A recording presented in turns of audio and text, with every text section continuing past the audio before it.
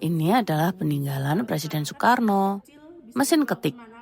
Mesin tik kita menyebutnya. Mesin tik ini digunakan Presiden Soekarno untuk mengetik di beberapa catatan harian, buku, dan juga naskah-naskahnya. Saat ini mesin tik jarang dijumpai teman-teman.